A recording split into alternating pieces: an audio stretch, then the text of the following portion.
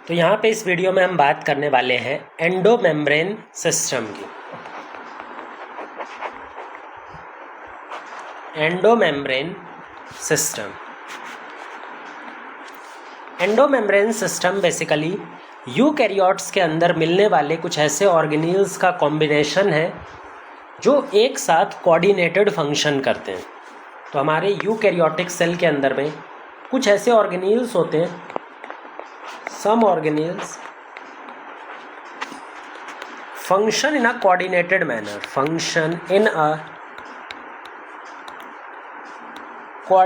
manner,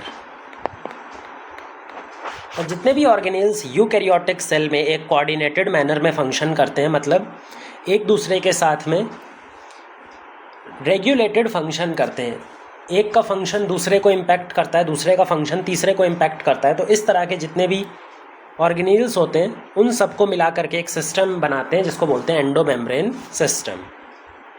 ये जो endomembrane system है इसके अंदर में 4 ऑर्गेनील्स इन्वॉल्व किए जाते हैं।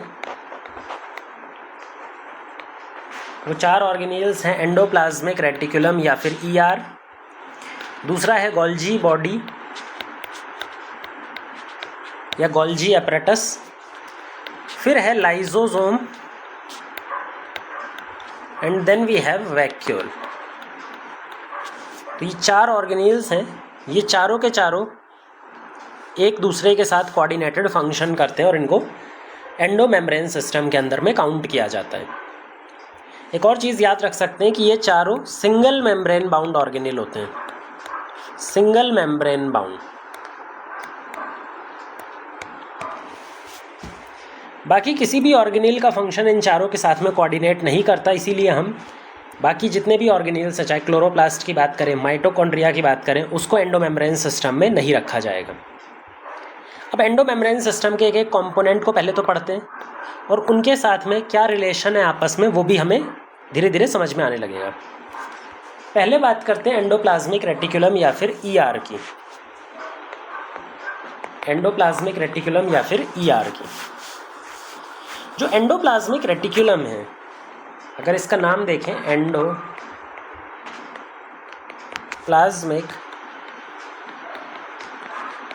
रेटिकुलम, रेटिकुलम का मतलब होता है नेटवर्क, जाल। किस चीज़ का जाल? एक मेम्ब्रेन बाउंड वेसाइकल्स का, मेम्ब्रेन बाउंड स्ट्रक्चर का। एक मेम्ब्रेन बाउंड स्ट्रक्चर्स हैं और उन मेम्ब्रेन बाउंड स्ट्रक्चर का एक जाल है जो पूरे सेल के अंदर फैला हुआ है और उसी जाल को बुलाते हैं एंडोप्लाज्मिक रेटिकुलम। ये जो एंडोप्लाज्मिक रेटिकुलम है ये सिंगल मेम्ब्रेन बाउंड स्ट्रक्चर की फॉर्म में पूरे साइटोप्लाज्म में फैला रहता है। इसको देखने के लिए इलेक्ट्रॉन माइक्रोस्कोप की ज़रूरत लगती है, क्योंकि ये सिंगल मेम्ब्रेन बाउंड है। तो इसको अगर आपको ऑब्जर्व करना हो तो इलेक्ट्रॉन माइक्रोस्कोप से इसको इजीली ऑब्जर्व किया जा सकता है। अब एंडोप्लाज्मिक रेटिकुलम में ये जो मेम्ब्रेन बाउंड स्ट्रक्चर है ये कितने तरह के होते हैं, क्या शेप होता है इनका, क्या स्ट्रक्चर होता है? तो ये जो मेम्ब्रेन बाउंड स्ट्रक्चर है ये 3 शेप में दिखाई देते हैं, 3 डिफरेंट फॉर्म्स में हमें दिखाई पड़ते हैं। वो 3 फॉर्म्स कौन कौन सी हैं? पहला है सिस्टर्नी। सिस्टर्नी का मतलब होता है फ्लैट अनब्रांच्ड डिस्क, चपटी अनब्रांच्ड डिस्क लाइक स्ट्रक्चर, मतलब कुछ इस तरह का स्ट्रक्चर। इसको बुलाया जाता है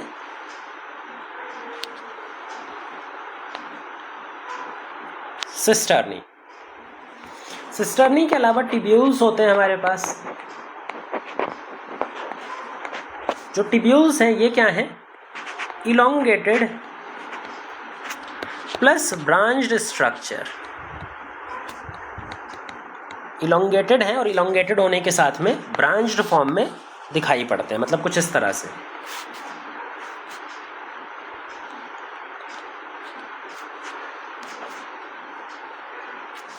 तो ये elongated tube like branched structures होते हैं। तीसरा होता है वेसाइकल्स।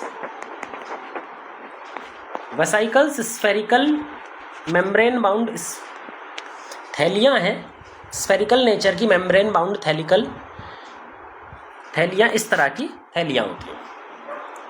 ये तीनों मिलकर के ही एंडोप्लाज्मिक रेटिकुलम को बनाते हैं। अब एक बार हम एंडोप्लाज्मिक रेटिकुलम का डायग्राम बना लेते हैं तो वहाँ पे और ज़्यादा चीज़ें समझ में आएंगी। तो ये हमारा एक यूकैरियोटिक सेल है।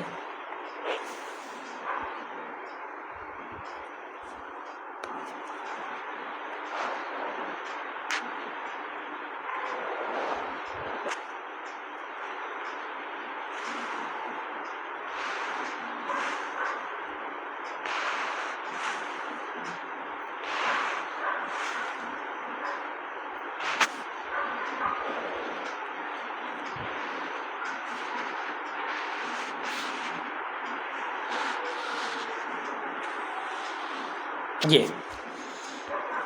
एक नेटवर्क लाइक स्ट्रक्चर है।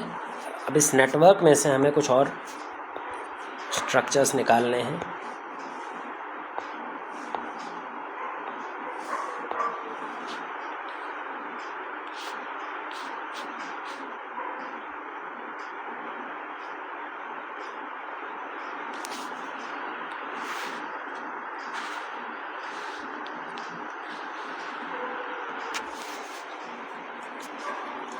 वेसिकल्स बना देते हैं। आपको दिखाई दे रहा होगा हमने कुछ सिस्टर्नी बनाए हैं। ये सारे सिस्टर्नी हैं।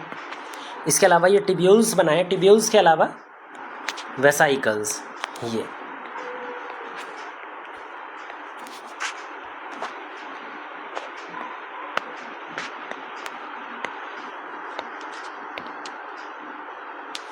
ठीक है, ये वेसाइकल्स हो गए। अब इसको लेबल करेंगे तो आपको और भी चीज़ें समझ में आएंगी। ये हमारे पास में न्यूक्लियस है। अब न्यूक्लियस क्या काम है? ईआर हम पढ़ रहे हैं। अभी तो हम ईआर पढ़ रहे हैं, न्यूक्लियस पढ़ नहीं रहे हैं। तो हम यहाँ पर न्यूक्लियस को क्यों मेंशन कर रहे हैं? क्योंकि जो हमारा एंडोप्लाज्मिक रेटिकुलम होता है वो न्यूक्लियस की आउटर मेम्ब्रेन से ही निकलता हो रहा होता है।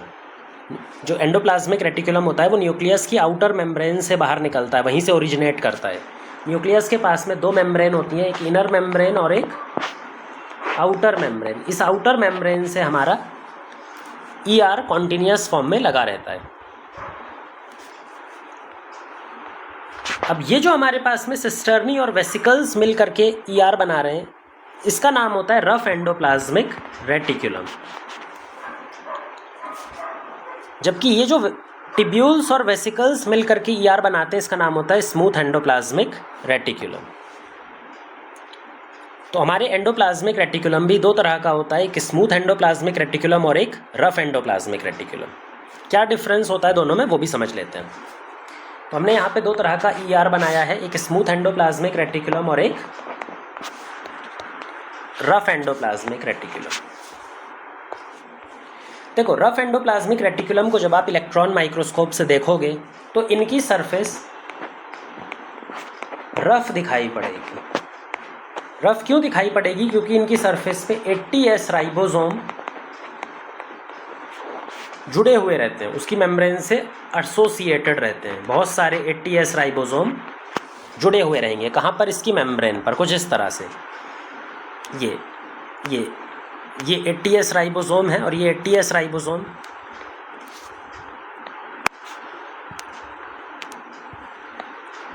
जो रफ एंडोप्लाज्मिक रेटिकुलम है इसकी सरफेस पे जुड़े हुए रहते हैं। अब यहाँ तो हमें बहुत क्लियरली दिखाई नहीं दे रहा। अगर हम प्रॉपर इसको ड्रॉ करें तो ये किस तरह से मेम्ब्रेन से जुड़े हुए हैं, ये कुछ इस तरह से जुड़े रहते हैं। अगर ये ईआर की मेम्ब्रेन की बात करें तो ईआर की मेम्ब्रेन और जो हमारा राइबोसोम होता है, राइबोसोम का 60S पार्ट, क्योंकि 80S वाला राइबोसोम दो सब यूनिट से मिलता है, 40S और 60S। ये 80S ribosome rough endoplasmic reticulum के सरफेस पर एक प्रोटीन पाया जाता है, राइबोफोरिन प्रोटीन। उस राइबोफोरिन प्रोटीन के साथ जुड़ा रहता है। तो ये जो हमने हरे कलर से ड्रॉ किया ये है राइबोफोरिन प्रोटीन। ये ribophorin protein rough endoplasmic reticulum की मेम्ब्रेन में जगह जगह पर प्रेजेंट रहता है और इसी से आकर के राइबोसोम यहाँ पर आकर के बाइंड कर जाता है। और राइबोसोम के बाइंड करने की वजह से इसकी जो सरफेस है वो इलेक्ट्रॉन माइक्रोस्कोप से देखने पे रफ दिखाई पड़ती है और ये रफ एंडोप्लाज्मिक रेटिकुलम इसका नाम पड़ गया है। और ये जो प्रोटीन है जो जोड़ने का काम करता है, ये क्या है? राइबोफोरिन।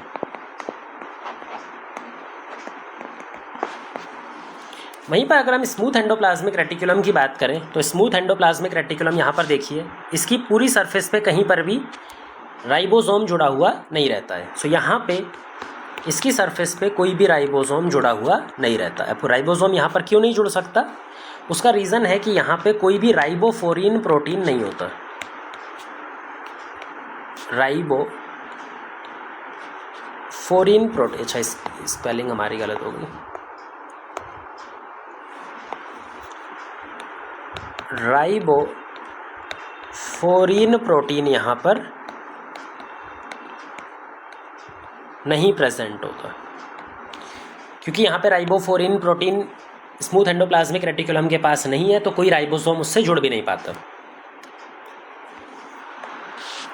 अब इनका कॉम्पोजिशन देखें, वो भी फ़र्क होता है। रफ एंडोप्लाज्मिक रेटिकुलम सिस्टर्नी का बना होता है प्लस वेसाइकल का बना होता है, मेन इसमें सिस्टर्नी होती है। जबकि स्मूथ एंडोप्लाज्मिक रेटिकुलम टिब्यूल्स का बना होता है और टिब्यूल्स के साथ में वेसाइकल का बना होता है, मेन इसमें टिब्यूल्स होते हैं। तो जो रफ एंडोप्लाज्मिक रेटिकुलम है वो सिस्टर्नी का बना हुआ है। यहाँ पर देखिए flatten disc shape structure cisternae से बना हुआ है, साथ में कुछ वेसिकल्स हैं।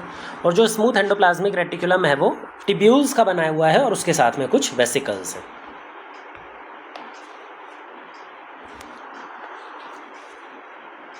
अब इनके फंक्शन भी डिफरेंट होता है, जैसे कि हमने बताया इनका जो स्ट्रक्चर है उसमें डिफरेंस है, कॉम्पोजिशन में डिफरेंस है, उसी तरह से फंक्शन में भी डिफरेंस होता है। रफ एंडोप्लाज्मिक रेटिकुलम की सरफेस पे क्योंकि राइबोसोम जुड़े हुए हैं, और राइबोसोम आपको मालूम है क्या होते हैं, प्रोटीन फैक्ट्री, ये mRNA से प्रोटीन बनाने का काम करते हैं। तो rough endoplasmic reticulum protein synthesis में इन्वॉल्व रहती है, प्रोटीन सिंथेसिस में इन्वॉल्व रहती है।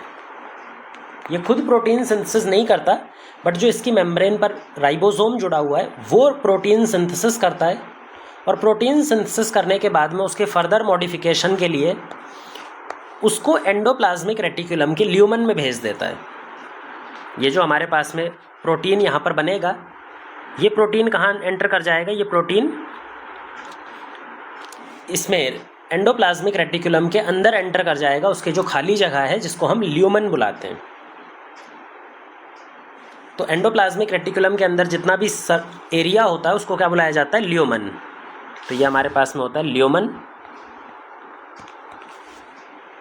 और एंडोप्लाज्मिक रेटिकुलम के बाहर जितना भी साइटोप्लाज्म है उसको बुलाते हैं एक्स्ट्रा ल्यूमिनल स्पेस,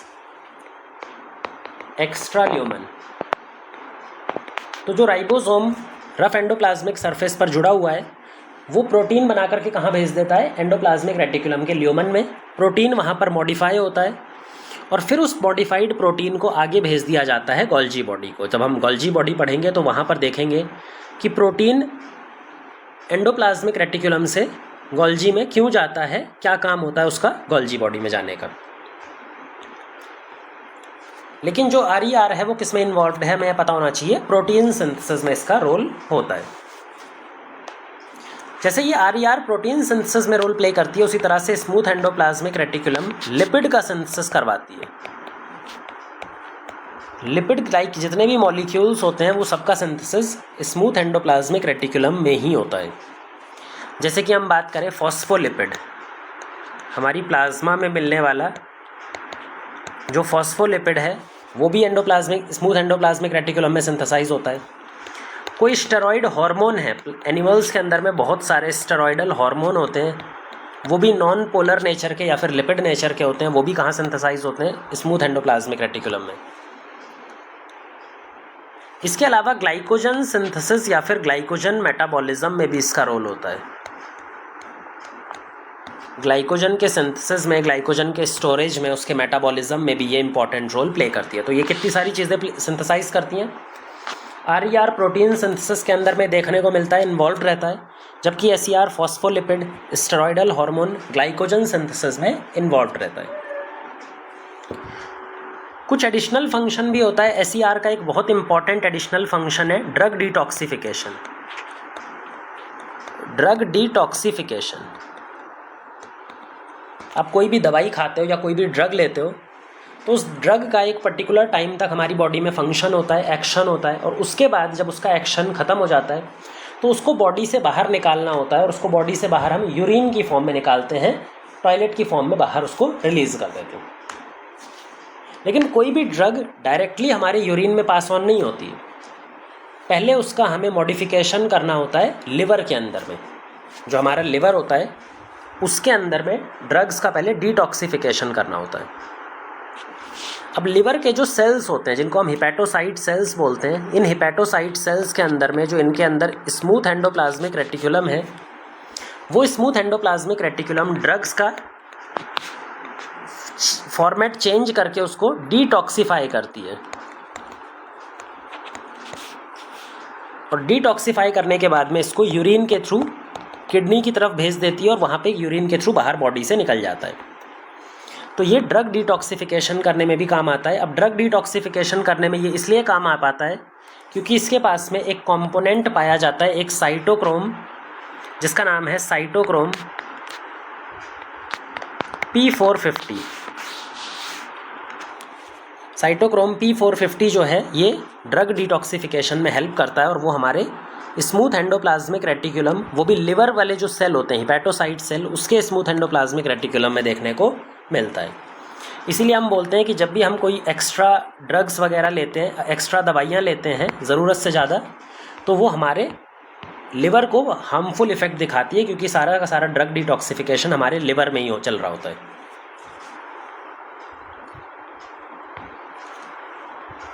एक और चीज़ हमें समझनी है कि भाई जो ER है वो एक नेटवर्क है, एक जाल है मेम्ब्रेन बाउंड स्ट्रक्चर का। भाई ER क्या है? मेम्ब्रेन बाउंड स्ट्रक्चर्स है, और पूरे सेल में वो फैला हुआ है, तो पूरे सेल में इस तरह से नेटवर्क की फॉर्म में, जाल की फॉर्म में फैला हुआ है। अब क्योंकि ER का नेटवर्क, ER का जो ढांचा है वो पूरे सेल में इस तरह से फैला हुआ है, साइटोप्लाज्म में इतना ज़्यादा फैल जाता है कि हमें पूरे साइटोप्लाज्म को 2 कंपार्टमेंट्स में डिवाइड कर देता है। ये एक ऐसा कंपार्टमेंट जो ER के अंदर प्रेजेंट है, जिसको बोलते हैं ल्यूमिनल स्पेस, ल्यूमिनल साइड, और एक होता है extra luminal side, extra luminal side. अब देखो, कोई भी चीज़ अगर कोई भी नेटवर्क की फॉर्म में कोई भी चीज़ हमारे साइटोप्लाज्म में पूरा फैली हुई है, एक ढांचा बना रही है, तो कोई भी ढांचा या फिर कोई भी सपोर्टिंग नेटवर्क अगर हमारे सेल में प्रेजेंट है, तो क्या ये हमारे सेल को सपोर्ट भी प्रोवाइड करेगा? तो ER का एक और काम होता है हमारे सेल को सपोर्ट प्रोवाइड करना in the form of cytoskeleton. जो भी चीज़ हमारे सेल को सपोर्ट प्रोवाइड करती है उसका ही नाम होता है साइटोस्केलेटन। तो ये ER का एक काम होता है, साइटोस्केलेटन की तरह भी बिहेव करता है ये।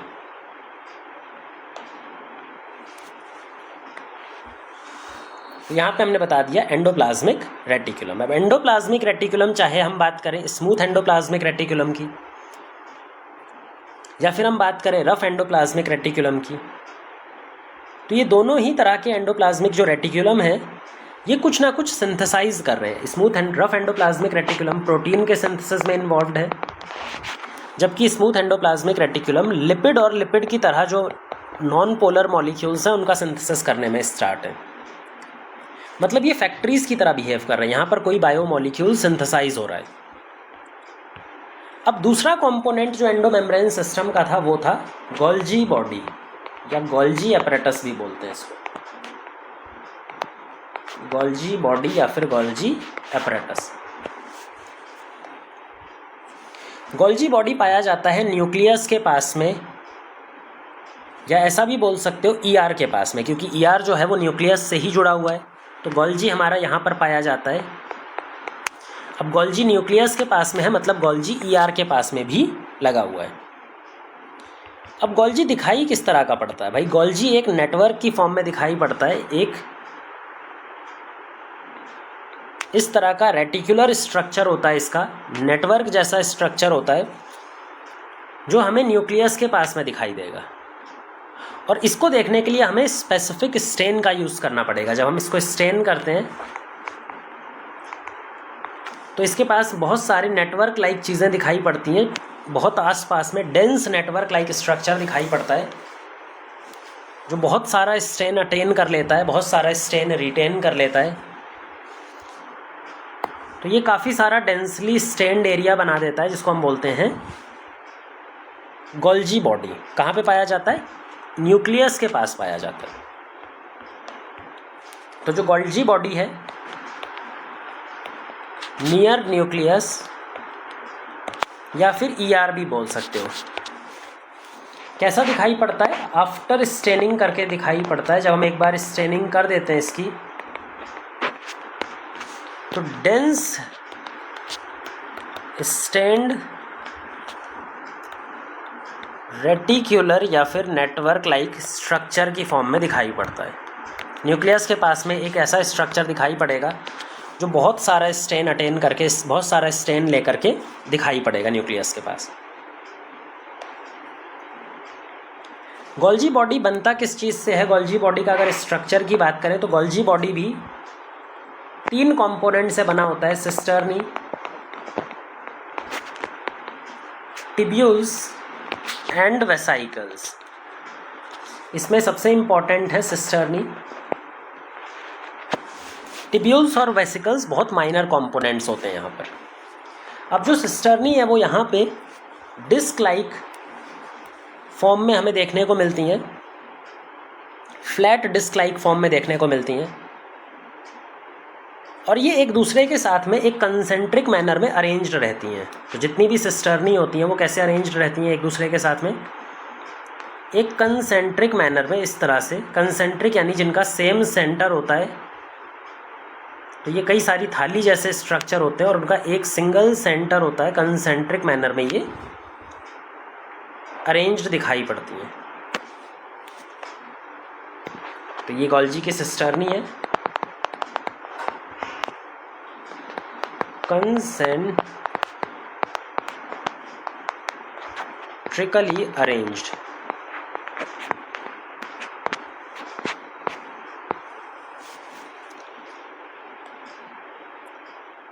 अब यहाँ पर जो सिस्टर्नी का नंबर है वो भी वेरिएबल होता है। अलग अलग सेल में जो सिस्टर्नी का नंबर है वो वेरिएबल रहेगा। जिसमें इसकी ज़्यादा ज़रूरत है इसके फंक्शन की, वहाँ पर ये ज़्यादा सिस्टर्नी दिखाई पड़ेंगे एक गोल्जी में। जहाँ पर कम काम हमें दिखाई पड़ता है गोल्जी के लेवल पर, वहाँ पर एक गोल्जी में सिस्टर्नी का नंबर कम हो जाएगा। तो वेरिएबल नंबर ऑफ सिस्टर्नी एक गोल्जी में दिखाई पड़ती है। अब ये जो सिस्टर्नी है इसको अटैच करने का काम करता है टिब्यूल्स। ये जो सिस्टर्नी है ये आपस में जुड़ी हुई रहती हैं और इनको जोड़ने का काम करता है टिब्यूल्स।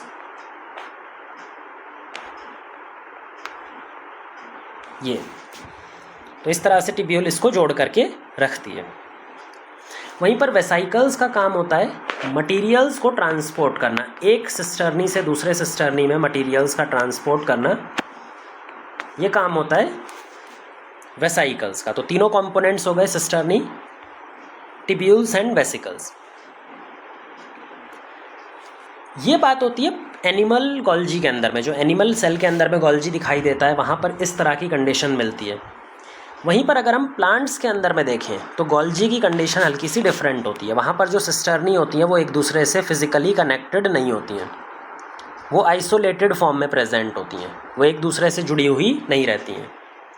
क्योंकि ये एक दूसरे से जुड़ी हुई नहीं है, एक दूसरे से फिजिकली कनेक्टेड नहीं है, तो ये जो नेटवर्क बनता है इसको बोलते हैं डिक्टियोसोम। तो प्लांट का जो गोल्जी बॉडी होता है उसका एक और नाम होता है डिक्टियोसोम, क्योंकि उसके सिस्टर्नी आपस में जुड़े हुए नहीं दिखाई पड़ते। यहाँ पर सिर्फ वेसिकल्स होते हैं।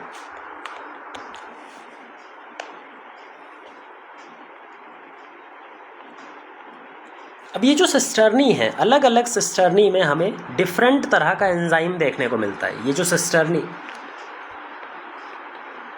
यहाँ पे हमें अलग अलग तरह के एंजाइम मिलते हैं। हर एक सिस्टर्नी में एक अलग तरह का एंजाइम देखने को मिलेगा और इसके एंजाइम में कौन से सिस्टर्नी में किस तरह का एंजाइम है वही डिपेंड करता है कि उस सिस्टर्नी में क्या स्पेसिफिक फंक्शन चल रहा होगा। ठीक है ना। तो ये दोनों जो सिस्टर्नी है, अलग अलग जो सिस्टर्नी है उनका अलग अलग काम होता है। अब ये सिस्टर्नी का अगर हम अरेंजमेंट देखें भाई, अगर हम इस सिस्टर्नी का पूरा अरेंजमेंट देखें, हम इसको ही मिटा देते हैं, बस इसको ही रखते हैं। अगर हम इस सिस्टर्नी का पूरा अरेंजमेंट देखें तो कंसेंट्रिक अरेंजमेंट होने की वजह से हमारे पास में सिस्टर्नी का गोल्जी बॉडी का एक साइड कन्वेक्स दिखाई पड़ता है, बाहर की तरफ निकला हुआ दिखाई पड़ता है, जिसको हम बोलते हैं सिस फेस या फिर फॉर्मिंग फेस। वहीं पर दूसरा फेस जो होता है वो कनकेव दिखाई पड़ता है, इसको ट्रांस फेस या फिर मैच्योरिंग फेस भी बोला जाता है। दो फेस हो जाते हैं, एक कन्वेक्स फेस और एक कनकेव फेस। दोनों के अंदर में अलग अलग तरह के एंजाइम हैं और अलग अलग एंजाइम होने की वजह से फंक्शन भी बिल्कुल अलग होता है।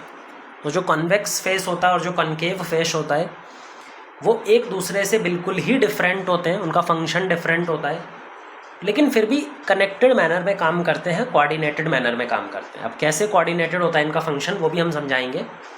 अभी हमें बस इतना याद रखना है कि इसकी दो फेस यहाँ पर बन जाती हैं। अब एक और पूरा सेल डेवलप करते हैं जिसमें हम ER वगैरह के साथ बना देंगे तो ज़्यादा इजी दिखाई पड़ेगा।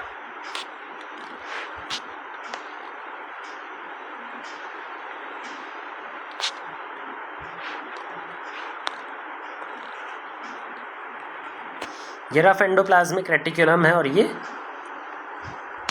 स्मूथ एंडोप्लाज्मिक रेटिकुलम है।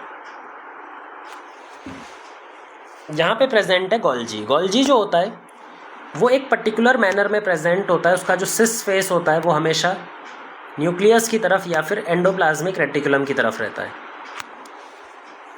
जो सिस फेस है ये वाला फेस, ये न्यूक्लियस की तरफ रहेगा, और जो इसका ट्रांस फेस होता है वो प्लाज्मा मेम्ब्रेन की तरफ रहता है, वो हमारा प्लाज्मा मेम्ब्रेन की तरफ रहता है। अब गोल्जी का काम क्या है? गोल्जी का काम है चीज़ों को मॉडिफाई करना और मॉडिफाई करने के बाद में उनको पैकेज करना, वेसिकल की फॉर्म में उनको पैकेज करना, पैकेज करने के बाद में उनको सही जगह पर ट्रांसपोर्ट कराना। भाई जैसे तुमने देखा होगा फैक्ट्री में कोई मटेरियल सिंथेसाइज होता है, तो जैसा मटेरियल वो सिंथेसाइज होता है क्या वैसा ही मटेरियल हमारे घर में आता है? नहीं, पहले उसको हमें मॉडिफाई करना पड़ता है, उसके अंदर में प्योरीफिकेशन वगैरह करना पड़ता है, फिर उसको हमें पैकेज करना पड़ता है। जितनी सुंदर से सुंदर पैकेजिंग हो जाएगी वो करनी पड़ती है। पैकेजिंग करने के बाद में सारे लेबल लगाने पड़ते हैं कि ये कहाँ पे जाएगा, किस जगह पर बिकेगा, है ना, सब कुछ लेबल उस पर लगाना पड़ता है। फिर जा कर के हमें वो चीज़ पर्टिकुलरली मिलती है। यही काम गोल्जी का होता है। गोल्जी क्या करता है, जितना भी मटेरियल चाहे वो रफ एंडोप्लाज्मिक रेटिकुलम में सिंथेसाइज हो या फिर वो स्मूथ एंडोप्लाज्मिक रेटिकुलम में सिंथेसाइज हो, कोई भी मटेरियल चाहे वो रफ एंडोप्लाज्मिक रेटिकुलम में सिंथेसाइज हो या स्मूथ एंडोप्लाज्मिक रेटिकुलम में सिंथेसाइज हो, वो गोल्जी के पास जाता है वेसिकल्स की फॉर्म में। रफ एंडोप्लाज्मिक रेटिकुलम प्रोटीन बनाता है और प्रोटीन को वेसिकल की फॉर्म में किसको भेज देता है? वेसिकल की फॉर्म में ये किसको भेज देगा? गोल्जी को। वहीं पर स्मूथ एंडोप्लाज्मिक रेटिकुलम भी वेसिकल बनाएगा, लेकिन यहाँ पर वेसिकल में लिपिड देखने को मिलेगा, क्योंकि स्मूथ एंडोप्लाज्मिक रेटिकुलम ज़्यादातर लिपिड बनाता है। ये लिपिड भी कहाँ जाएगा? ये लिपिड भी जाएगा गोल्जी के पास। तो चाहे वो प्रोटीन हो RER का बनाया हुआ या लिपिड हो SER का बनाया हुआ, दोनों ही चीज़ें मूव करती हैं टुवर्ड्स गोल्जी। गोल्जी की तरफ जाने पर ये वेसिकल्स जा कर के उसके सिस फॉर्म से फ्यूज़ हो जाती हैं। ये जो वेसिकल्स हैं ये कहाँ फ्यूज़ हो जाती हैं? उसकी सिस फॉर्म से। सिस फॉर्म से फ्यूज़ होने के बाद में मटेरियल सिस से होता हुआ धीरे धीरे ट्रांस फेस की तरफ आगे बढ़ता है। जैसे जैसे वो ट्रांस फेस की तरफ आगे बढ़ता है उसके अंदर में कुछ मॉडिफिकेशंस होते हैं, कुछ चेंजेस आते हैं। मॉडिफिकेशन होने के बाद में जब हम ट्रांसफॉर्म फेस तक पहुंचते हैं, ट्रांस वेसाइकल तक, सिस्टर्नी तक पहुंचते हैं, तो वो पूरी तरह से मैच्योर लिपिड या फिर मैच्योर प्रोटीन की फॉर्म में डेवलप हो चुका होता है। उसका मैच्योरेशन कंप्लीट हो गया। अब मैच्योरेशन जब एक बार कंप्लीट हो गया तो गोल्जी वेसिकल ट्रांस फेस से, जो हमारा कॉन्केव फेस है इसका ट्रांस फेस है, वहाँ से मैच्योर गोल्जियन वेसिकल सिक्रेट करती है। यहाँ से क्या निकालती है? Mature Golgi vesicle. अब ये जो मैच्योर गोल्जी वेसिकल है इसके अंदर में हमारा प्रोटीन होगा या फिर लिपिड होगा, और ये वेसिकल इसको एक पर्टिकुलर टारगेट पे डिलीवर करेगी। अगर इसको बाहर भेजना है, सिक्रीट करना है तो बाहर भेज देगी। अगर इसको किसी पर्टिकुलर ऑर्गेनील में भेजना है, मान लो इसको माइटोकॉन्ड्रिया में भेजना है, इस प्रोटीन का काम कहाँ पे है, माइटोकॉन्ड्रिया में, तो वो भी कर सकती है। हो सकता है क्लोरोप्लास्ट में इसका काम हो, तो वहाँ पे भी भेज सकते हैं। तो जो गोल्जी बॉडी है वो मैच्योर वेसिकल को कुछ इस तरह से बनाती है, उसके ऊपर में एक टैग लगा देती है, एड्रेस टैग, और उस एड्रेस टैग से वेसिकल को ये पता लगता है कि जो उसके अंदर में मटेरियल है उसको कहाँ पर ले जाना है, क्या उसको सिक्रीट करना है, सेल के बाहर छोड़ देना है, या फिर उसको किसी पर्टिकुलर ऑर्गेनेल में ले जा करके छोड़ देना है। ठीक है, तो सब कुछ पैकेजिंग गोल्जी बॉडी के अंदर में ही हो रही होती है। तो गोल्जी बॉडी का काम सबसे पहला क्या है, या सबसे इम्पॉर्टेंट है, पैकेजिंग करना, चीज़ों को सही जगह पे पैकेज करके पहुंचाना। पैकेजिंग के अलावा मॉडिफिकेशन, जो इमैच्योर प्रोटीन या फिर जो इमैच्योर लिपिड एंडोप्लाज्मिक रेटिकुलम से गोल्जी बॉडी के सिस फॉर्म तक वेसिकल की फॉर्म में आए थे, उनमें हमें कुछ मॉडिफिकेशन करना पड़ता है, जिसमें सबसे इम्पॉर्टेंट मॉडिफिकेशन है ग्लाइकोसाइलेशन। कई बार हमें देखने को मिलता है कि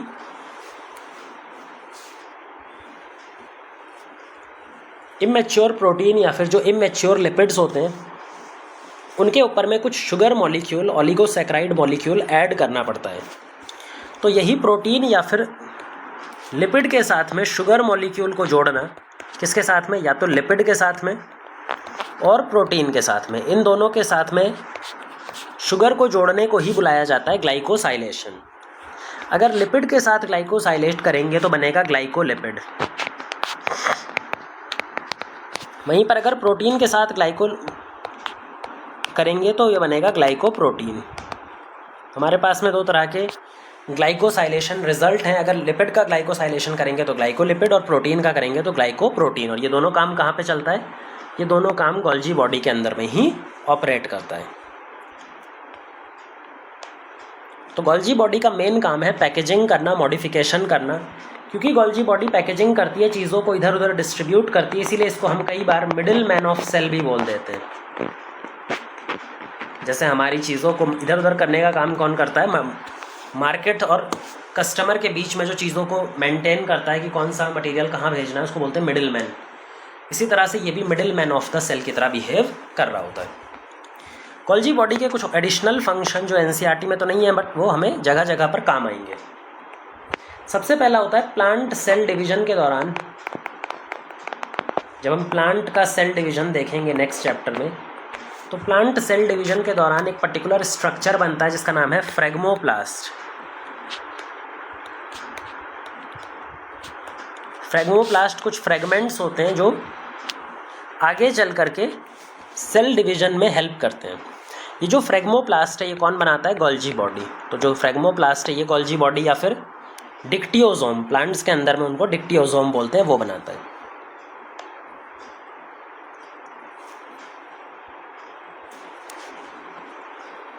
सेल डिवीजन के अलावा ये एक्रोजोम भी बनाता है ऑफ स्पर्म। जो ह्यूमंस के अंदर में स्पर्म होता है उसके हेड पोर्शन में आगे की तरफ एक एंजाइम कंटेनिंग स्ट्रक्चर प्रेजेंट होता है जिसका नाम होता है एक्रोजोम। इसके अलावा अंदर अलग अलग तरह के बहुत सारे एंजाइम प्रेजेंट होते हैं, और ये जो एंजाइम कंटेनिंग एक्रोजोम है जो स्पर्म के हेड वाले पोर्शन में प्रेजेंट रहता है, ये कौन सिंथेसाइज करता है, इसको बनाने में किसका इंपॉर्टेंट रोल है, गोल्जी एपरेटस या फिर गोल्जी बॉडी का। तो गोल्जी बॉडी के काफ़ी सारे काम हमने यहाँ पर पढ़ लिए।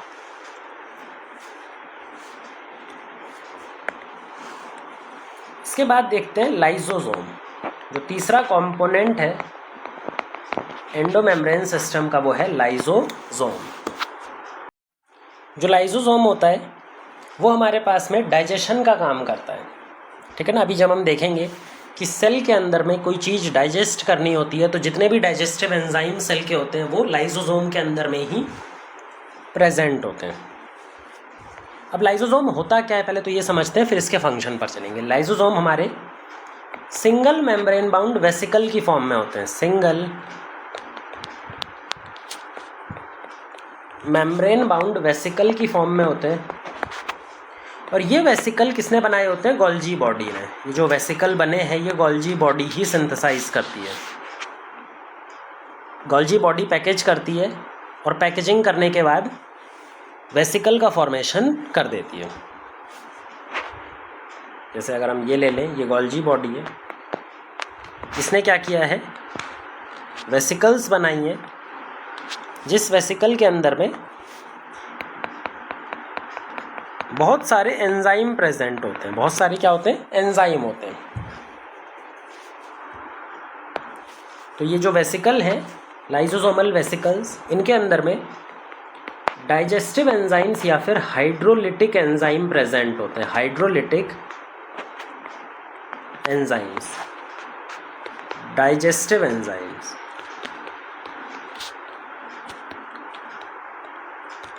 जो डाइजेस्टिव एंजाइम सेल के अंदर में मटेरियल्स का, बायोमोलिक्यूल्स को तोड़ने में हेल्प करते हैं, डाइजेशन में हेल्प करते हैं।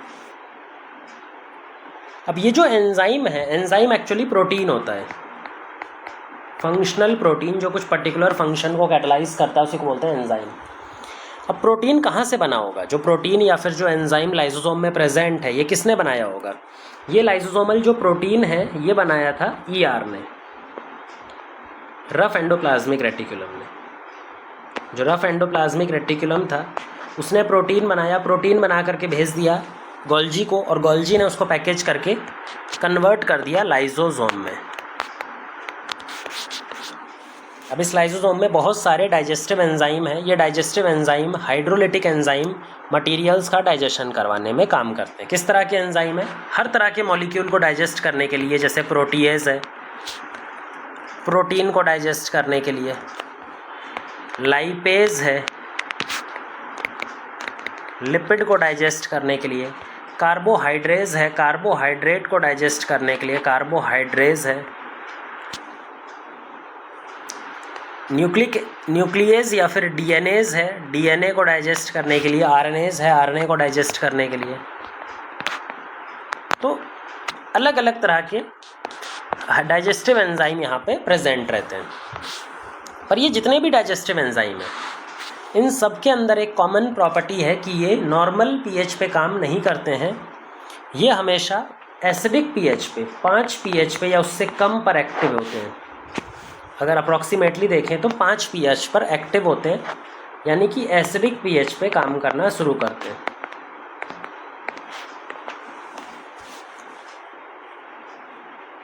ऐसे हाइड्रोलिटिक एंजाइम या ऐसे डाइजेस्टिव एंजाइम जो कि एसिडिक पीएच पे काम करेंगे, उनका नाम होता है एसिड हाइड्रोलिटिक एंजाइम। तो जितने भी एंजाइम यहाँ पर प्रेजेंट हैं लाइसोसोम में, इन सबका नाम क्या है? Acid hydrolytic enzyme.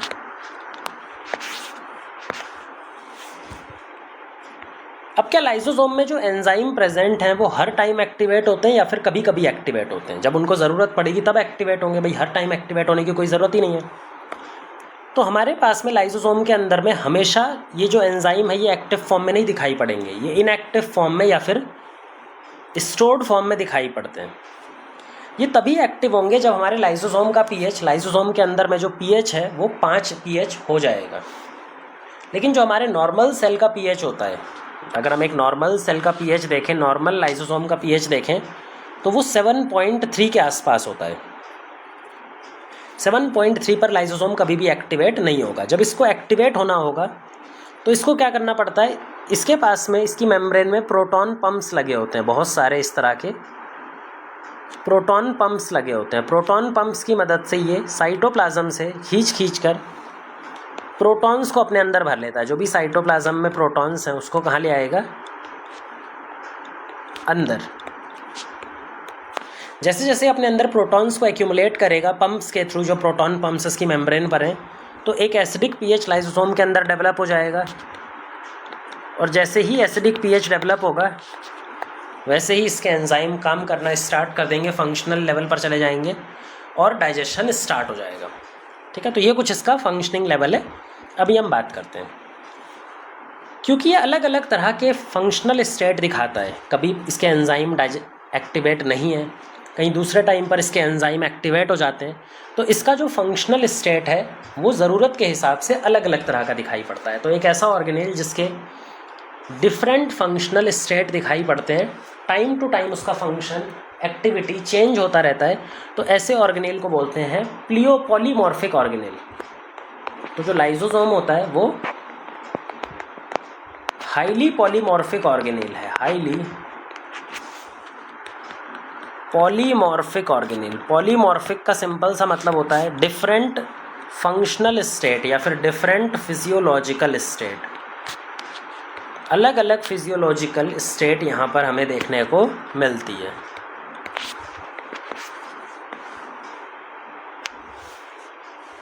कौन कौन सी फिजियोलॉजिकल स्टेट है वो अभी हम देखते हैं। अब एक बार यहाँ पे एक सेल बना लेते हैं।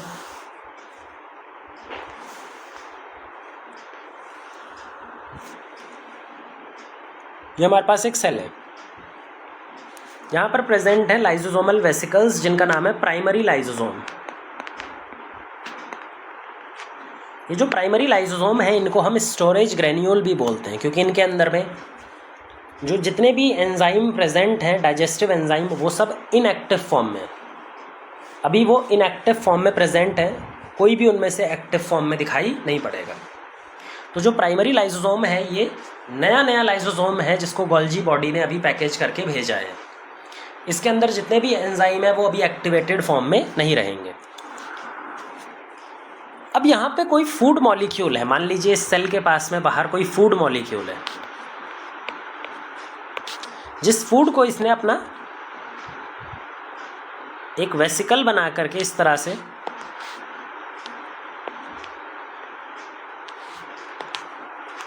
एक वेसिकल बना करके इस फूड को इस वेसिकल में भर लिया, जिसको बोलते हैं, जिस प्रोसेस को बोलते हैं फेगोसाइटोसिस। और ये जो वेसिकल बनेगा, ये जो वेसिकल यहाँ पे बन जाएगा जिसके अंदर में ये फूड पार्टिकल आ गया, ये वेसिकल कहलाएगा हेट्रोफेगोसोम।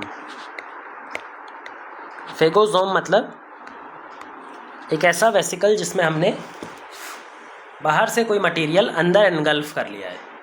और हेट्रो का मतलब है ये हमारे सेल से अलग तरह का मॉलिक्यूल है, सेल का कंपोनेंट नहीं है, तो हेट्रोफेगोसोम।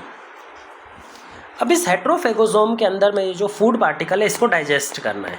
भाई इसको डाइजेस्ट कौन करेगा? लाइसोसोम में प्रेजेंट एंजाइम।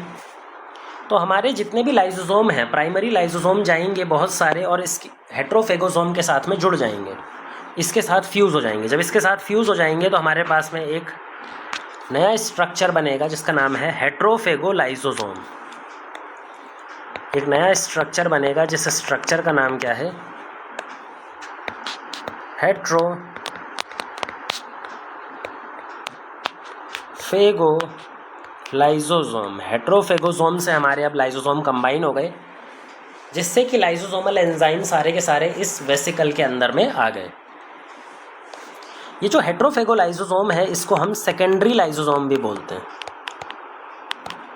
इसी स्टेट में अब लाइसोसोमल एंजाइम को एक्टिवेट करना है। लाइसोसोम एंजाइम को एक्टिवेट करेंगे तभी जा करके ये जो फूड मॉलिक्यूल इस हेट्रोफेगोलाइसोसोम में प्रेजेंट है वो डाइजेस्ट हो पाएगा। अब हेट्रोफेगोलाइसोसोम में जो लाइसोसोमल एंजाइम है उसके एक्टिवेशन करवाने के लिए क्या ज़रूरी है? उसका एक्टिवेशन कराने के लिए ज़रूरी है कि जो प्रोटॉन पम्प्स प्रेजेंट थे लाइसोसोम की मेम्ब्रेन में वो एक्टिवेट हो जाएं, और प्रोटॉन पंप एक्टिवेट होकर के जितना भी H पॉजिटिव आयन है साइटोप्लाज्म में, बहुत सारा H पॉजिटिव आयन साइटोप्लाज्म का उठा करके इस लाइसोसोम में भरना स्टार्ट करते हैं। जैसे ही प्रोटॉन कंसंट्रेशन इस हेट्रोफेगोलाइसोसोम में बढ़ेगा, इसका pH 5 तक पहुंच जाएगा, और जैसे ही इसका pH 5 तक पहुंचेगा सारे के सारे एंजाइम एक्टिवेटेड फॉर्म में आ जाएंगे, वो एक्टिवेट हो जाएंगे।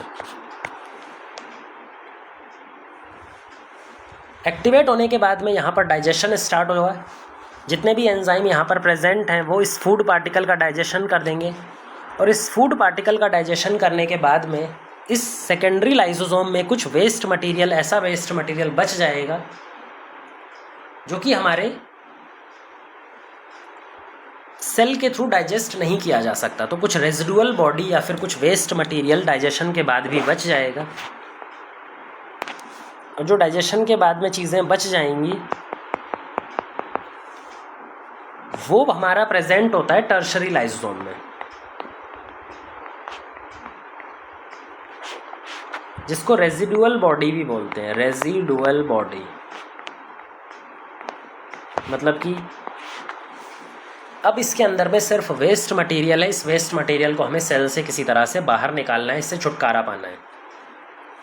ये जो टर्शरी लाइसोसोम है या रेजिडुअल बॉडी है, ये एक्सोसाइटोसिस के थ्रू बाहर की तरफ इस मटेरियल को इस तरह से पिंच होकर के मेम्ब्रेन से भेज देती है, तो ये वेस्ट मटेरियल को बाहर की तरफ भेज देगी। ये हो गए हमारे 3 फंक्शनल स्टेट ऑफ लाइसोसोम। इन 3 के अलावा एक और फंक्शनल स्टेट होता है, जब कभी भी हमारे खुद के सेल का कोई कंपोनेंट डैमेज हो जाए, जो हमारे खुद का इंटरनल सेल कंपोनेंट है, अगर उसमें डैमेज हो जाता है, कुछ डिफेक्ट हो जाता है, तो उस कंपोनेंट को सेल से बाहर निकालना होता है या उसको डाइजेस्ट करके ख़त्म कर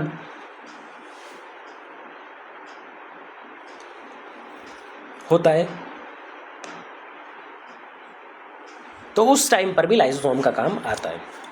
तो अब हम एक बात, इसका तीसरा फंक्शन देखते हैं, जो है क्वाटरनरी लाइसोसोम या फिर 4 डिग्री लाइसोसोम। जो क्वाटरनरी लाइसोसोम है वो तब बनता है जब हमारी बॉडी का कोई सेल, कोई कंपोनेंट, मान लो माइटोकॉन्ड्रिया था, ये माइटोकॉन्ड्रिया ख़राब हो गया, इसमें डैमेज हो गया, इसको रिपेयर नहीं किया जा सकता। तो एक बार जैसे ही माइटोकॉन्ड्रिया डैमेज होता है तो हमारे जो ER के वेसिकल्स हैं, एंडोप्लाज्मिक रेटिकुलम कुछ छोटी छोटी वेसिकल्स बनाता है। ये जितनी भी वेसिकल्स हैं ये इसको घेर लेती हैं माइटोकॉन्ड्रिया को, और घेरने के बाद में इसको कवर कर लेती हैं, एक मेम्ब्रेन में एनक्लोज कर लेती हैं। जैसे ही हमारा खुद का कंपोनेंट इस वेसिकल के अंदर आ गया, इसको बोलते हैं ऑटोफेगोसोम। ये हमारे खुद के सेल कंपोनेंट के थ्रू फेगोसोम बना है, इसीलिए इसका नाम है ऑटोफेगोसोम। अब इस ऑटोफेगोसोम के अंदर में जो हमारा सेल कंपोनेंट है, डैमेज्ड कंपोनेंट है, उसको पूरी तरह से डाइजेस्ट करना है।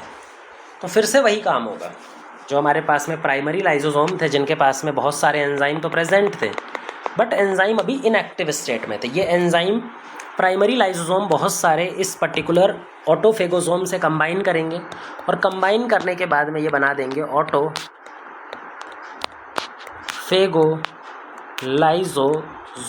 तो जो कंबाइन स्ट्रक्चर बनेगा इनके फ्यूजन से, वो बनेगा ऑटोफेगोलाइसोसोम। ये जो ऑटोफेगोलाइसोसोम है ये वापस से अपने प्रोटॉन पंप्स को एक्टिवेट कर देगा, जिससे पीएच अंदर कम हो जाएगा, और पीएच कम होते ही सारे के सारे एसिड हाइड्रोलिटिक एंजाइम एक्टिवेट हो जाएंगे और वो डाइजेशन कर देंगे इस वेस्ट कंपोनेंट ऑफ सेल का। इसको बोलते हैं हम ऑटोफेगोलाइसोसोम। ऑटोफेगोलाइसोसोम खुद के सेल कंपोनेंट को वो ख़त्म कर रहा है।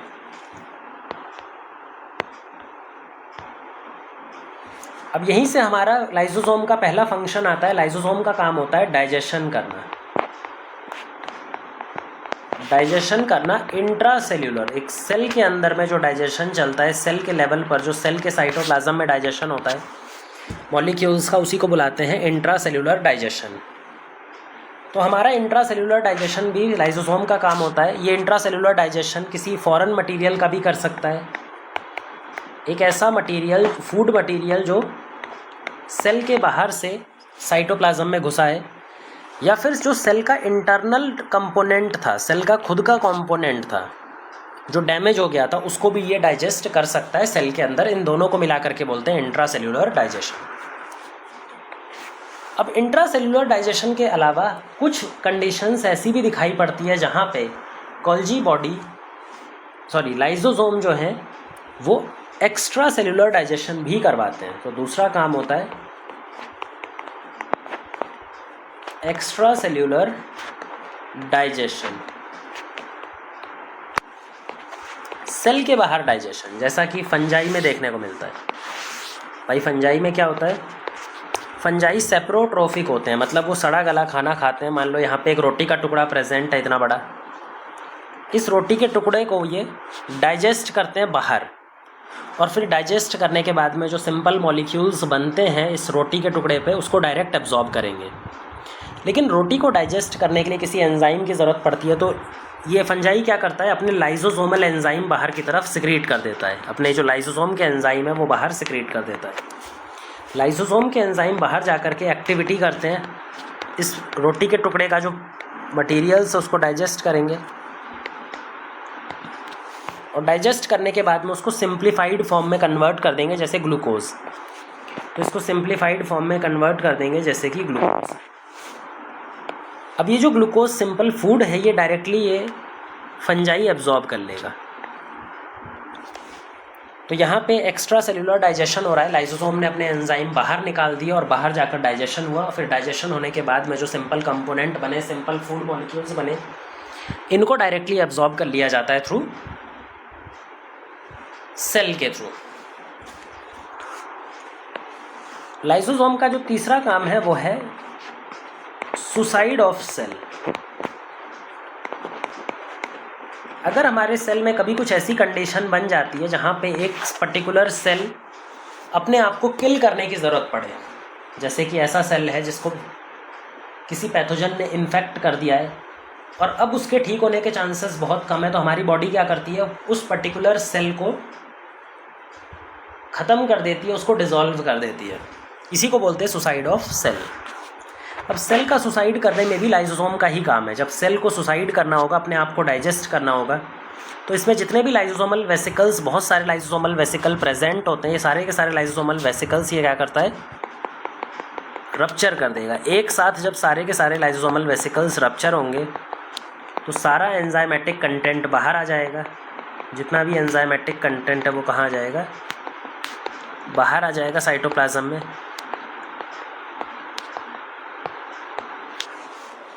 और एक बार जब लाइसोसोम के कंपोनेंट इस लाइसोसोम के वेसिकल के बाहर आ गए तो इस पूरे सेल का हो जाएगा डाइजेशन, ये पूरे सेल को ही ख़त्म कर देंगे। इसीलिए लाइसोसोम का एक और नाम होता है suicide bag of the cell, suicide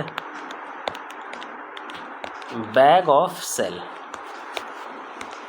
तो ये बात हो गई लाइसोसोम की। आपने देखा ही होगा लाइसोसोम कितने सारे काम करा रहा है। Lysosome polymorphic different functional form में एग्जिस्ट करता है।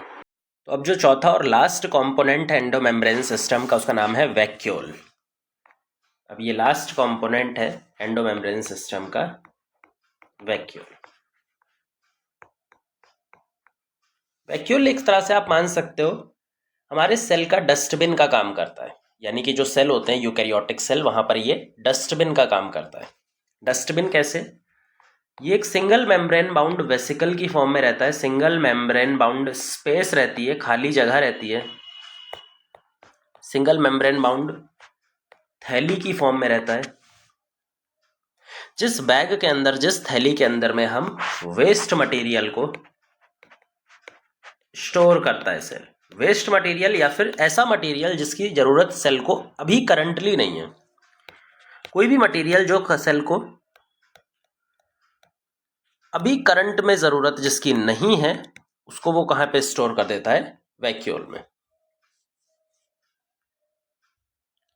अब वैक्यूल की ज़रूरत किस तरह के सेल को पड़ेगी भाई, एनिमल सेल को या फिर प्लांट सेल को, इसको भी समझना बहुत ज़रूरी है। देखो, एनिमल सेल के पास में एक्सक्रीटरी मैकेनिज्म होता है। एनिमल सेल का एक्सक्रीटरी मैकेनिज्म बहुत एफिशिएंट होता है। हमारी बॉडी में जो भी वेस्ट मटेरियल बनता है उसको हम, एनिमल्स जो होते हैं वो एक्सक्रीशन के थ्रू या फिर इजेशन के थ्रू बाहर निकालते रहते हैं।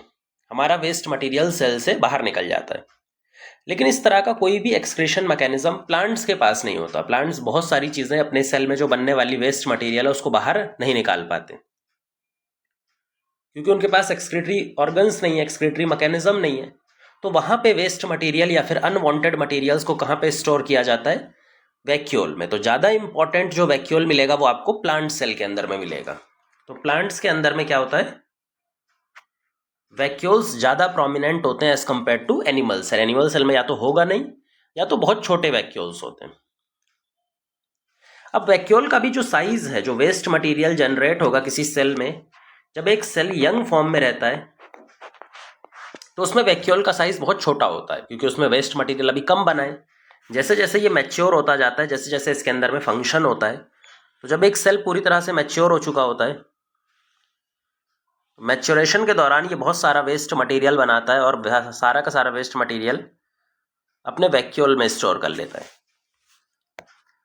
तो अगर हम एक मैच्योर प्लांट सेल की बात करें, तो एक मैच्योर प्लांट सेल के अंदर में वैक्यूल का साइज बहुत बड़ा हो सकता है, क्योंकि जैसे जैसे ये मैच्योर होगा वेस्ट मटेरियल बनेगा और सारा वेस्ट मटेरियल इनको अपने वैक्यूल में स्टोर करना ही पड़ेगा। तो मैच्योर प्लांट सेल के अंदर में वैक्यूल का size up to 90% of total cell तक हो सकता है, जबकि यंग प्लांट सेल में वैक्यूल छोटा सा था। वहीं पर एनिमल्स की बात करें तो एनिमल्स के अंदर में वैक्यूल बहुत लेस प्रोमिनेंट होते हैं, या तो एब्सेंट ही होते हैं हमारे सेल में, एनिमल्स के सेल में, और अगर होंगे भी तो बहुत छोटे होंगे, प्रोमिनेंट फंक्शन उनका नहीं होता वहां पे। अब ये जो प्लांट वैक्यूल है इसके अंदर क्या क्या मटेरियल स्टोर किया जाता है, ये जो प्लांट वैक्यूल है भी इसमें क्या क्या मटेरियल स्टोर किया जाता है। हमने बताया जो प्लांट को जिन चीज़ों की ज़रूरत अभी करंट में या फिर तुरंत नहीं है उसको वो कहाँ पे स्टोर कर देता है, वैक्यूल में। तो वैक्यूल के अंदर में जो प्लांट वैक्यूल है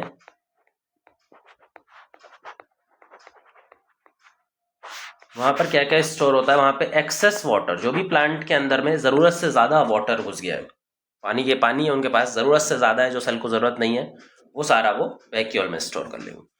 आयंस, जिन आयंस की अभी उन्हें करंट में जरूरत नहीं है, एक्स्ट्रा आयंस, वो भी कहां पे स्टोर कर देंगे, वैक्यूल के अंदर में।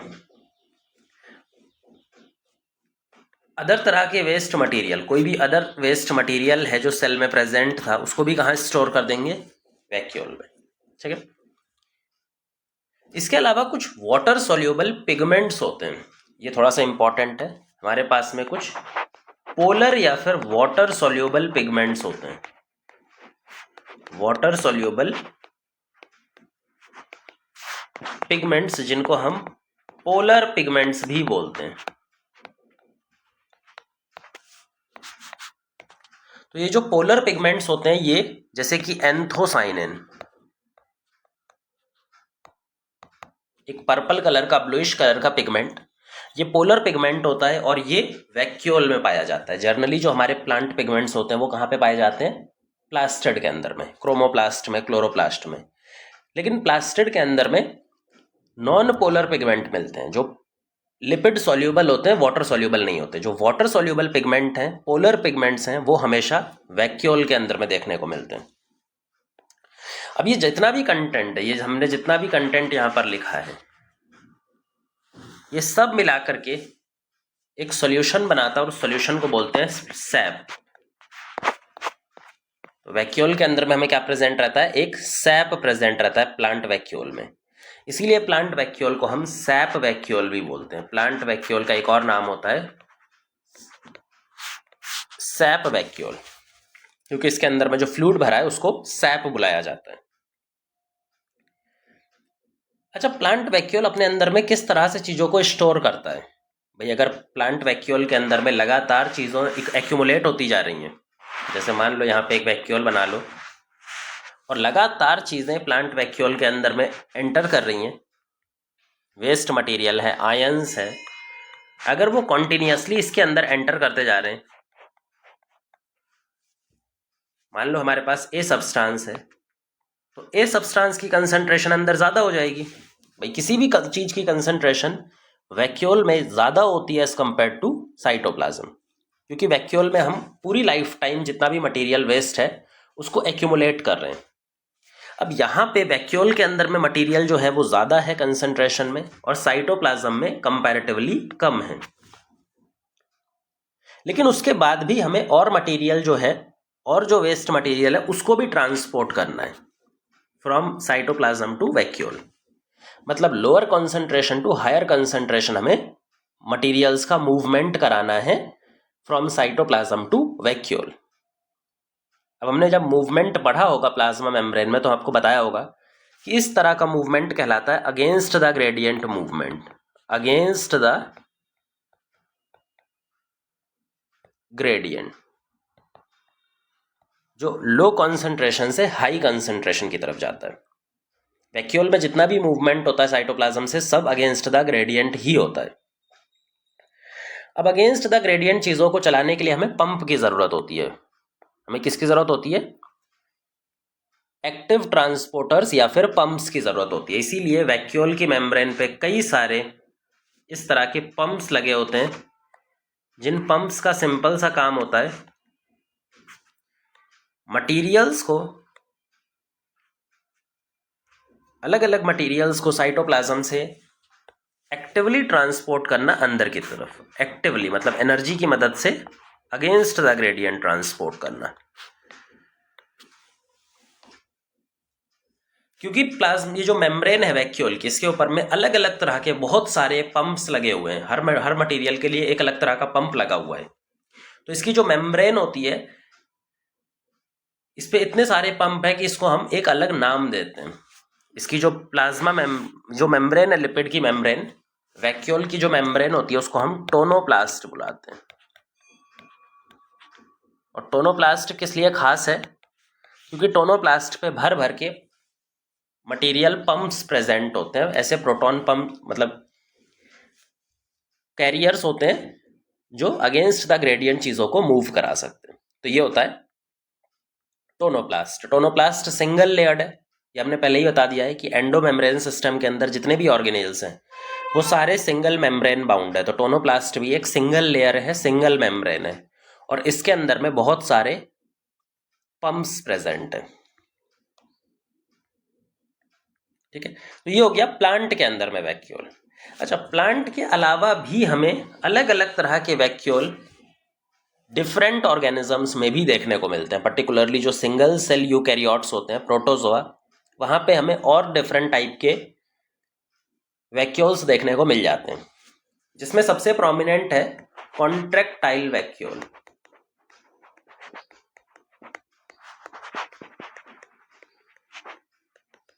जैसा कि इसका नाम सजेस्ट कर रहा है, ये कॉन्ट्रैक्टाइल है, ये अपने आप को कॉन्ट्रैक्ट करता है, और कॉन्ट्रैक्ट करने के बाद में जो एक्सेस वाटर बॉडी में एंटर कर गया उसको बाहर भेजता है। मतलब ये कुछ इस तरह का होता है। ये उन ऑर्गेनिजम्स में पाया जाता है जो फ्रेश वाटर प्रोटोजोआ होते हैं। ये पानी है, वो भी फ्रेश वाटर। अगर फ्रेश वाटर एरिया में कोई सिंगल सेल मिल रहा है, कोई सिंगल सेल ऑर्गेनिज्म है, तो उसके साथ हमेशा एक प्रॉब्लम होती है कि जो फ्रेश वाटर होता है वो बाहर से सेल के अंदर में एक्सेस फॉर्म में मूव करता जाता है। अब धीरे धीरे जितना वाटर उसमें एक्यूमुलेट होता जाएगा तो एक टाइम आएगा कि सेल बर्स्ट हो जाएगा या फिर सेल का रप्चर हो जाएगा ज़्यादा वाटर की एंट्री की वजह से। तो इसको प्रिवेंट करने के लिए जो single cell fresh water organisms होते हैं उनके पास में क्या होता है? Contractile vacuole. कॉन्ट्रैक्टाइल वैक्यूल के पास कुछ ऐसा स्ट्रक्चर होता है, एक सेंट्रल कैनाल होती है और बहुत सारी इस तरह की रेडियल कैनाल्स होती हैं। ठीक है, ये कुछ ऐसा है। मतलब इसको अगर बड़ा करके दिखाएं तो एक सेंट्रल कैनाल है और सेंट्रल कैनाल के बगल बगल में बहुत सारी रेडियल कैनाल्स हैं। ये जो सेंट्रल कैनाल है इसके पास में एक पोर होता है जो बॉडी के बाहर ओपन करता है, सेल के बाहर ओपन करता है। ठीक है, अब देखो ये कैसे पानी को बाहर निकालेगा बॉडी से। जो एक्सेस वाटर सेल में घुस गया था वो रेडियल कैनाल से होता हुआ इस सेंट्रल कैनाल तक पहुंच जाता है। वो कहाँ पहुंच जाता है? रेडियल कैनाल से होता हुआ इस सेंट्रल कैनाल में। और ये जो सेंट्रल कैनाल है इसकी प्रॉपर्टी होती है कॉन्ट्रैक्टाइल प्रॉपर्टी। ये अपने आप को कॉन्ट्रैक्ट करता है, बीच बीच में अपना साइज रिड्यूस करता है, और जब ये अपना साइज रिड्यूस करता है तो जितना भी एक्सेस वाटर था वो इस स्पोर के थ्रू बाहर की तरफ फोर्स हो जाता है। वो इस स्पोर के थ्रू बाहर बॉडी के निकल जाएगा। तो पहले पानी इसके अंदर में जाएगा और ये रिपीटेड कॉन्ट्रैक्शन करता है जिसकी वजह से इसके पोर के थ्रू पानी बाहर निकल जाता है। तो जो एक्सेस वाटर है वो सेल में एंटर कर रहा है और कॉन्ट्रैक्टाइल वैक्यूल से बाहर निकल जा रहा है। वाटर के साथ में जितना भी वेस्ट मटेरियल भी जो निकालना होता है वो भी ये इसी वाटर के थ्रू अपना वेस्ट मटेरियल भी बाहर एक्सक्रीट कर देता है। तो कॉन्ट्रैक्टाइल वैक्यूल का काम क्या है? Osmo regulation. ऑस्मो रेगुलेशन यानी कि वाटर बैलेंस, आयन बैलेंस को मेंटेन करना। हमारी बॉडी में जो आयनिक कंसंट्रेशन है उसको मेंटेन करके रखना, क्योंकि ये वाटर के लेवल को मेंटेन करके रखता है। और एक्सक्रीशन, जो वेस्ट मटेरियल है उसको भी ये सेल इसी वाटर के साथ में बॉडी के बाहर निकाल देगा। तो ऑस्मो रेगुलेशन में भी काम करता है, वाटर आयन बैलेंस मेंटेनेंस में, और वेस्ट मटेरियल को बाहर निकालने में, एक्सक्रीशन में भी काम करता है। कहाँ पे पाया जाता है? Single cell fresh water organisms में, जैसे अमीबा, और भी जो फ्रेश वाटर में पाए जाएंगे उनके अंदर भी पाया जाएगा। कॉन्ट्रैक्टाइल वैक्यूल के अलावा एक और वैक्यूल बनता है जो सिंगल सेल यूकैरियोट्स में ही बनता है, जिसका नाम है फूड वैक्यूल। Food vacuole. अब ये फूड वैक्यूल बेसिकली क्या है? अगर कोई और सिंगल सेल है, जब वो फूड को कैप्चर कर लेता है, मान लो इसके सामने ये फूड मटेरियल आ गया, अब ये क्या करेगा? अपने मेम्ब्रेन को, शेप को चेंज करके इस फूड पार्टिकल को इसके अंदर एंटर करवा लेता है।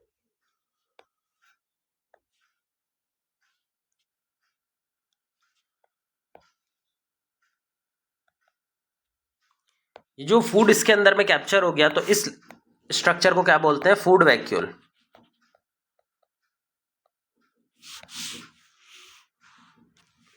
ठीक है, तो इस स्ट्रक्चर को क्या बोलते थे? Food vacuole. फूड वैक्यूल के अंदर में क्या होगा? डाइजेशन।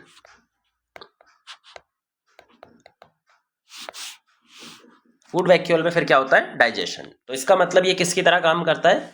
फंक्शनली सिमिलर होता है हमारे लाइसोसोम के। जैसा लाइसोसोम की हमने बात की थी, इसका काम वही है। फूड वैक्यूल उसने कैप्चर किया, फिर उसको डाइजेस्ट किया। तो ये जो फूड वैक्यूल है, यहाँ पे डाइजेशन चलता है, लाइसोसोम जैसा काम चलता है। ये भी हमारा सिंगल सेल यूकैरियोट्स प्रोटोजोआ में दिखाई पड़ता है। तो ये अलग अलग तरह के कुछ वैक्यूल्स हैं। जो सबसे इंपॉर्टेंट है वो हमें सैप वैक्यूल है, प्लांट वैक्यूल, कॉन्ट्रैक्टाइल वैक्यूल और फूड वैक्यूल, ये तीन हमें याद रखने। तो इस तरह से हमने जो चारों कंपोनेंट्स थे एंडोमेम्ब्रेन सिस्टम के, वो स्टडी कर लिए: ER, Golgi, lysosome and vacuole.